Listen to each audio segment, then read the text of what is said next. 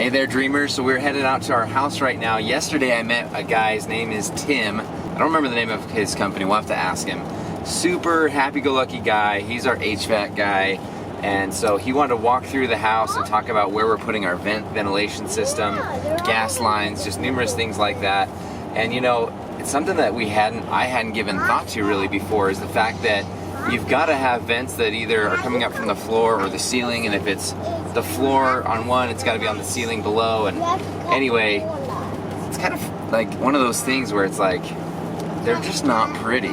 There's no way around it. You can't really avoid it, but you got to try and work the best you can. So yesterday we talked about how you want aesthetically to put it in the best place you can, but it's also got to be fairly centered on the house so that the spread of the hot and cold air makes it out to all ends of the house. And so that's what our plan is. Look at these people on the lake. This is awesome. We got ice fishing going on, ice skating.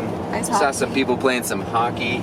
So anyway, it's cold. It's supposed to be lightly snowing here in an hour, and but we're gonna try and beat that and get out there and make a plan.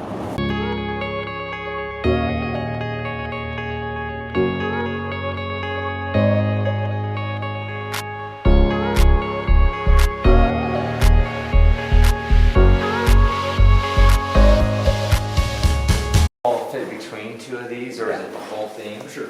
No, and typically I'm about 12 inches wide on an 8-inch triple wall van. So if we know we're doing gas, but we want that wood fire burner option, that'll give us everything through the roof. So then we'll have the chimney through the roof, and if you ever wanted to rip that out and do something, you're going to make it to the framers. No, it's me. Oh, it's you. If you want me to do the fireplace, I gotta remember this. This. So Yeah. Either way. No, he just has the actual fireplace.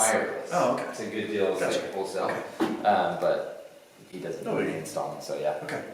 We'll plan on that. Call him. Okay, cool. So you'll do the ventilation so that we're square when you want to do it with stuff later. So that's pretty much the layout I'm in for. Pretty simple. We've got a staircase that'll go down there too, right? Okay, I don't think you're using anything here, right? No. But like these stairs, I would hit my head on that. So we're gonna have to cut that out, you know. So I just want to make sure you weren't, like this thing on the other side, the return. Access. Typically we do it on a runner, and we do it steeper, so they're not typical stairs getting down into there. Right. And so you can maintain whatever you want that way. They've got options. So a stair tread doesn't have to remain at this. It doesn't have to be rise and because run. you're going into a crawl space. Try to get your lines to parallel. Everything's in symmetrics. So it's on how they frame it. So it would go along here. Yeah. All the way to that wall. Yeah. It'd be tight to this wall, or tight to this wall, so that it'll actually continue through here, hit this wall, and shoot us back through, and loop us back that way. So we're not going to have to come along the front here where you're looking at the staircase. That's where the hole's going to be cut out for the. No, the fire pole just goes just to here. Just to the ceiling. Yeah. Okay. So we're okay if we do box this out a little bit. We're not going to intrude. Oh shoot. Yeah. Actually. So they're talking about where to run because it's not the HVAC stuff up here, but the problem is that that's where the fire pole is supposed to go. So we're trying to figure out where they can run it and it will work and not be in the way of the fire pole. Where do you want to go, Mimi? Go. You want to go in the car? Yeah. Is it warm in the car? So I'll stay tight to this. Okay. Out. Shoot it with an elbow, and once I get to this point, I'll turn it again and just maintain it. And it'll stay against this wall? It'll stay against the stair wall, which is going to stay, correct? Oh, okay. Stationary. So it'll stay. Yep. Take it through here, Into the kids' room. and the kids' room will have a little box out just right through here. Okay. I'm going to have to probably take it to this point here, but you'll want to drop the whole thing just for symmetry. So it looks Does that make sense? Yes, and that's actually the whole symmetric side is what I was wondering right here. Like, even though this spot right there isn't going to have any, is it going to drop down? I would. Okay. And I would keep my clean line right here. Yep. With the drop that's going. Just so as you come in here and you situate, there's just one clean line. Yeah. With parallel with this one here. Okay. Awesome. So yeah, talk to me about the whole garage heater thing, because that's something that I would probably be. Better to do it now, so Yeah. that gives us options. If we get the vent through the roof, we're not popping penetrations and gas line as well. So Coming out of the woodwork. count them. Kevin! Roll call. Sorry. So if this were mine, I'd probably stick it somewhere in the back corner here. So I'd do a vent and a gas line and then a thermostat wire down the wall. If you're not planning on doing it, at least rough it in. You know, but if you've got futuristic plans of it, it's cold up here. Yeah, the idea is that that's going to be a little shop area. And so being warm is nice. So, it is. And you can do it with something. So would you rough it down between these windows? Is that what you're saying? Or over? Oh, sorry. So I'll have a vent, a gas line, and a thermostat wire just right here. So that unit would actually mount to the ceiling, and I would probably shoot it at a 22.5 degree angle towards that doorway. So everything comes spitting out of that and then returns itself back to the back of the van. So this would be the most comfortable area. Yeah. That's gonna keep your cars and everything. Yeah. But not like 70 degrees. Yeah. Yeah. And then a thermostat, you know, you run a thermostat down the wall, post it up, you'll probably have a switch leg on one of these. So I'll probably follow that as well. Yeah. With where the thermostat would go for controls. Yeah, I really like that. I think at least we'll rough it in for sure, and then it's minimal cost. So yeah. I think I'm $150 on the vent and thermostat wire, and then you're about $250 on the gas line. Yeah, that makes sense. But it saves you from making a huge mess. Yeah. Later. All right. Well, thank you so much. My pleasure, sir. Tell us what the name of your TJF Heating and Air. TJF Heating and Air. Never advertised. Never advertised?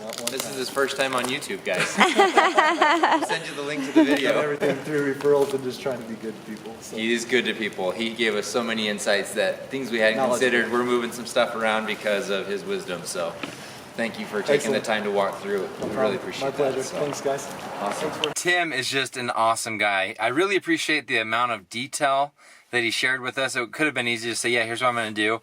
But he explained literally everything he was going to do and the why behind he was doing it. This is going to increase circulation by this much, or this is going to keep you have a piano, oh, it's going to keep your piano, you know, super there circulated around it and dust collected away from it. And I mean, he was a rock star at what he does. Way cool guy. Other things that I really appreciate is he said, so where are we putting the gas line for the barbecue? Well, if you guys have heard our plans, I didn't have any outdoor barbecue, and I said, well, I'm not really planning on doing like a built-in barbecue.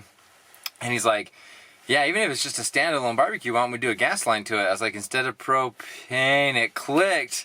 No more going to fill up those massively heavy propane tanks. You just work off your natural gas. So that was a huge win. You didn't see it. I guess Mandy didn't record it, but I was thinking she was recording. We went over, found a place outside on the back porch where we thought would be a really great spot. And who knows, maybe at one point I will do a built-in barbecue with a countertop and everything, but it's just awesome. We can have a grill, no propane tanks. Two more things. The one thing is he actually said 3 things. It's going to be 3 things. So he just was giving valuable input. He's built 3 times, so that helps anytime you're talking with someone who's built 4 things. 4 things. I'm just remembering more things that he said when we were in there. So 1, washer and dryer. He says, you know, he's like, why aren't you stacking it? And I don't know, we're going to stack the first floor. It's like, why aren't we going to stack the laundry room on the second floor? Because we're having trouble with the layout of the countertop and not quite having enough counter space. Stacking, so we're going to do that. Then we talked about the drinking fountain, which he, you know, we've kind of gone back and forth on. Me, I've always wanted it. Mandy's like, yeah, but if we don't have space, we don't have space. He suggested a place to put it, and he's like, I never grew up in a house. He's one of 12 kids. I never grew up in a house that didn't have a drinking fountain. He's like, it's so amazing. He's like, can you imagine the number of cups with 12 kids if there wasn't a drinking fountain? So I understand why they did that. So that's the second thing. The third thing, I'm also trying to sell Mandy on a Murphy door and a secret room. We've got the room portion built, but it's like, is it just a normal door and it's not so secret? And he's like, oh, dude, you got to have a Murphy door. Those things are so rad. Oh, and they're going to be able to do this and that and the other. And so he was on my side on that one as well. So where the ducting is going, it was going to go where the fire pole needed to go. He's going to bend it around for us. But he suggested, hey, you should keep that ceiling drop down to the same level, even though it's right next to my ducting. Keep it the same level, and that will look finished really well. Plus, the awesome thing is with that, I'm just imagining how it would be framed out. No one knows. No one's done this before. Neither our framer nor my father-in-law who works with steel. But it's like, dude, if we can put that pole up in there now, they can frame around the pole and then even do plywood maybe around the pole. And yeah, probably plywood around. Yeah, that would be really good. They could do like a half circle, 2 pieces, half circle, and then we can do the coupling down, or I mean, it's gonna provide some better backing, I think, than what we had up above. So super stoked for that. Anyway, it was awesome that we got a chance to come out here and go through this stuff with him in person. I'm excited to do the same thing with the plumber and the electrician and just be able to have the input of, hey, this is exactly what we want, this here, we want that there, and just really spell it out. And that's part of the beauty of building a custom home. So we're super grateful that we're able to do this, and it was a very, very successul day. Well, that was awesome. We got the vent system all laid out. I guess he's got a crew of like 12 guys he puts on a house, so they're gonna be 1-2 days tops. So we're gonna meet out there with them next week as they're starting to lay some stuff and just answer a couple questions, things we need to make decisions on. We're heading into Starbucks here.